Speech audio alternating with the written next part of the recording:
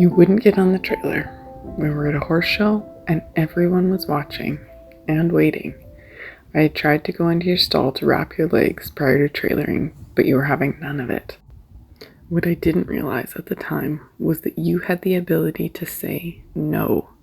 Everyone in your world punished you for it, but you kept your no. You were my first glimpse into what it meant to stand up for yourself.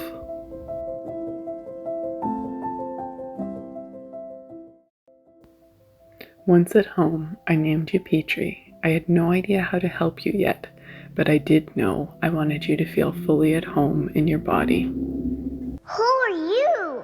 Huh? My name Petrie. Petrie, huh? Funny name. I flied? No, you falled. I fall? You cannot fly?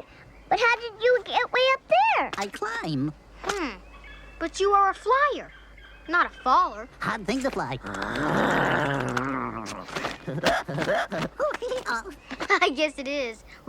But I had an ego and I was competitive. I had a personal mission and goals to achieve. And yet, you said no to stalls and pens and trailers and bits. I tried to be nice and kind, but innately you knew the difference between bribery and having your needs met, so you still said no to everything.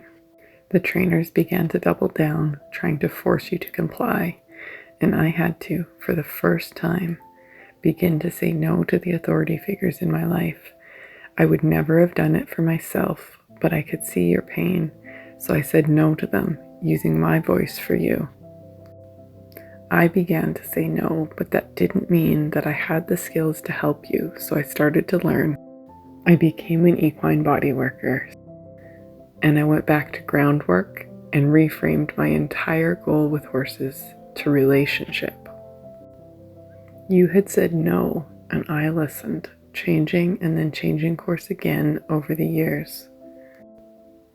But it was all a struggle. So I got more dramatic. Instead of continuing jumping, I had always had an interest in dressage. It seemed like the perfect time to try. I thought dressage was classical riding and was supposed to be for the horse. Little did I know that horses broke down left and right. Blue tongues, bleeding sides, and atrophied backs made up many of the dressage athletes. We lasted in dressage just 1 year before I was disgusted and fed up. Then we entered the no man's land of the dreaded casual hobby backyard rider that every serious rider with big goals looks down on, that I look down on. But I couldn't keep trying what wasn't working. And as I shifted, you got happier. You lived outside in a herd with friends. You could graze and had free access to forage. Barefoot and with free movement, your body tension started to melt. You weren't fully fulfilled yet, but you were happier. The problem was that once I started listening to your no and responding accordingly, I began to realize my body had been screaming its own no at me for a long time.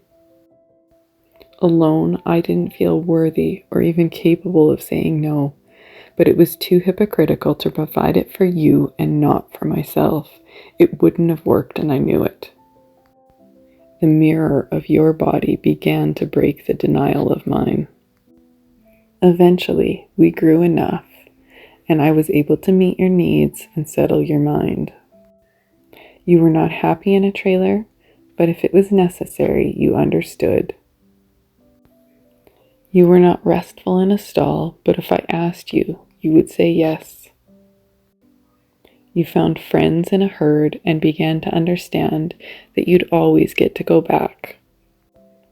Your lifelong herd-bound terror dissolved into trust. You found relaxation and peace in this body that you had felt so much discord and fear. I am so grateful we were given enough time to achieve this. I got to see you become the horse you were meant to be.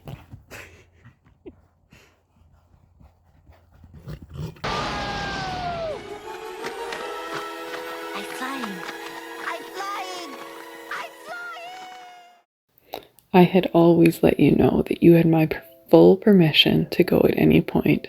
I would not hold on to you for selfish motives.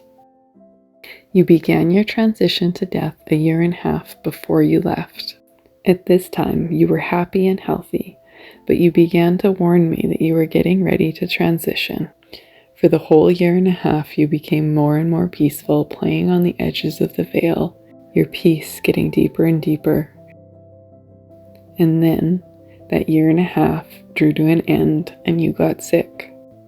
I was unwillingly prepared, but as much as you had played on the edges of the veil, you still needed a series of colic episodes for your bodily transition. You came to my dream space repeatedly over this time, as so happy and fulfilled, shocked at how much you had got achieved in this life. With my human wisdom, I reasoned you could be happy longer. You don't have to leave yet. But I was only met with the energy of a warm smile. So we kept you comfy, consulted with the vets, and did the best to intervene in our human way.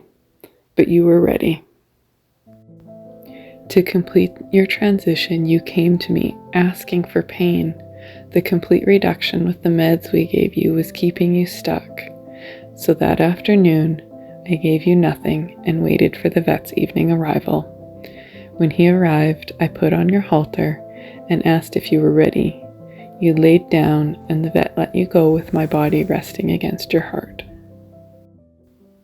I could not have learned more from your presence in my life, and so I vow to challenge expectation, to see through good intentions, to slow down, to respect others' no, to respect my own no, to be willing to look, to really look, to see where I fail, to be curious, to always be your equal, and finally, to the miracle of every listening heart within my own being and everyone who has listened to their horses or their own bodies. Thank you for showing up, for giving to something greater. Thank you for listening to your own body and your horse's body. Thank you to those who taught me that this was even possible.